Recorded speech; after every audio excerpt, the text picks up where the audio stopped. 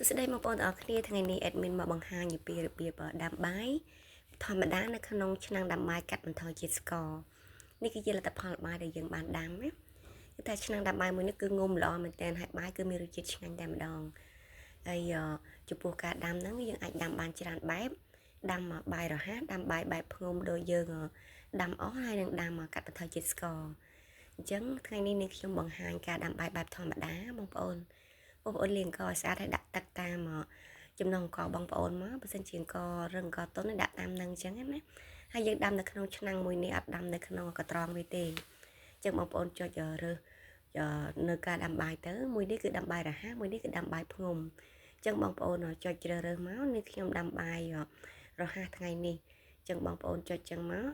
គឺនេះគឺជាប៊ូតុងដាំបាយបែបរហ័សអញ្ចឹងយើងចុច start ទៅវានឹងដំណើរការឲ្យបងប្អូន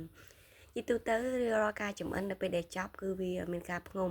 អញ្ចឹងបាយរបស់នឹងខ្ញុំផ្ងុំ17នាទីឥឡូវគឺថាឆ្អិនរួចរាល់ហើយបើកមកក្លិនឡើងឈ្ងុយតែម្ដងបងប្អូនហើយចំពោះការដាំបាយមួយនេះគឺយើងប្រើរយៈពេលលឿនទេបងប្អូនគឺថាបាយរបស់នឹងខ្ញុំឆ្អិនរួចរាល់ហើយគឺថាសោះល្អមែនតើអញ្ចឹងបងប្អូនអាចដាំបាយបញ្ចុះជាតិស្ករក៏បានដាំបាយផ្ងុំក៏បានដាំបាយធម្មតាក៏បានអ្វីដែលពិសេសគឺអាចដាំបបរដុតខេកយកទៅចំហុយហើយអាចកម្ដៅបាយបានទៀតផងអញ្ចឹងសម្រាប់ថ្ងៃនេះមុខងារដាំបាយបែបធម្មតារបស់យើងហ្នឹង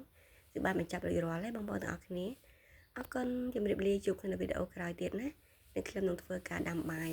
កាត់បន្ថយជាតិស្ករក៏ដូចជាដាំបបរជូនបងប្អូននៅក្នុងឆ្នាំងដាំបាយតែមួយនេះតែម្ដងអរគុណជម្រាបលាបាយបាយ